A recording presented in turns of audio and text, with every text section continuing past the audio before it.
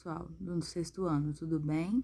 Eu sou a Aline, a nova professora de língua portuguesa, e estou muito feliz de estar aqui com vocês. Bom, o tema da nossa aula desta semana é sobre como se organiza um texto do Código Brasileiro de Trânsito e como também nós temos algumas palavras que perdem ou não o sentido dependendo do momento que adquire, e vamos aprender também um pouquinho sobre conjunções. Bom, o que é mais importante da gente falar nessa aula de língua portuguesa? Vamos observar que o Código Brasileiro de Trânsito, ele é escrito para muitas pessoas, para que os cidadãos aprendem, na verdade, a se organizarem e viverem bem. O Código Brasileiro de Trânsito é uma regra, é uma norma, e normalmente ele vem assim, em forma de livrinho, igual está sendo apresentado aí para vocês.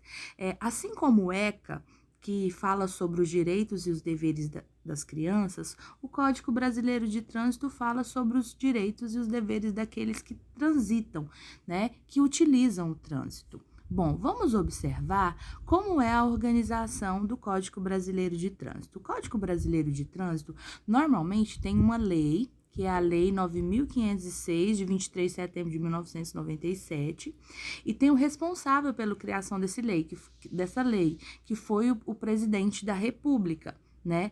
E depois da lei e do responsável, nós temos os capítulos, tá vendo? Capítulo 1, capítulo 2, que é esses que tá escrito de vermelho. E assim por diante, são vários capítulos, já que ele é um livrinho, né?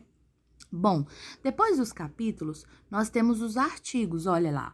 No capítulo 1, nós temos o artigo 1, que é o trânsito deve, de qualquer natureza, nas vias terrenas abertas à graduação, rege através deste código. Aí vem os parágrafos.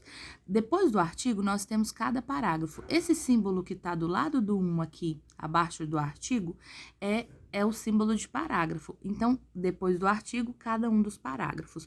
É bem importante vocês entenderem que a linguagem que é colocada nesse tipo de texto aqui é uma linguagem bem clara, tá bom? É uma linguagem clara, os verbos têm valor de imposição, já que indicam uma lei, e o vocabulário é bem técnico. Bom, falado isso aqui, vamos para uma dica hoje da nossa aula de língua portuguesa, sobre a significação das palavras. Existem duas maneiras da gente classificar as palavras quanto ao seu significado, sinônimos e antônimos. Os sinônimos são as palavras que possuem o mesmo significado, estão próximos, e os antônimos são significados diferentes. Vejamos os exemplos. Olha os sinônimos: longe, distante. Eles dizem a mesma coisa, só que são palavras diferentes. Agora, olha os antônimos: mal, bem. Tá vendo que são contrários? Então, isso são sinônimos e isso são antônimos. Bom, outra dica da nossa aula de língua portuguesa, que é bom vocês gravarem para vocês ficarem expert em língua portuguesa. As conjunções são pequenas palavrinhas que às vezes ligam orações ou frases e também ligam palavras. Vejamos nesse exemplo aqui. Ele joga futebol e basquete. Tá vendo que futebol e basquete está sendo ligado pelo esse e? Esse e é uma conjunção, tá ligando dois termos semelhantes, que se diz jogos, sobre jogos. Agora, olha a outra frase. Eu iria ao jogo ou sairia com meus amigos. Tá vendo esse ou? Esse ou está ligando tanto iria ao jogo como sairia com os meus amigos. E daí, nós temos outra conjunção. As conjunções, elas podem se classificar, depende do sentido que ela adquire na frase. Veja quais são as classificações. Ela pode ser de oposição, de conclusão, de adição, de acréscimo. Mas como assim, professora? Olha lá na primeira frase que eu falei para vocês. Ele joga futebol e basquete. Esse e, qual é o significado dele? Não é de acréscimo, não está acrescentando? Então, essa conjunção é de acréscimo. Agora, olha a outra. Ele iria ao jogo ou sairia com seus amigos. Esse ou não é uma oposição?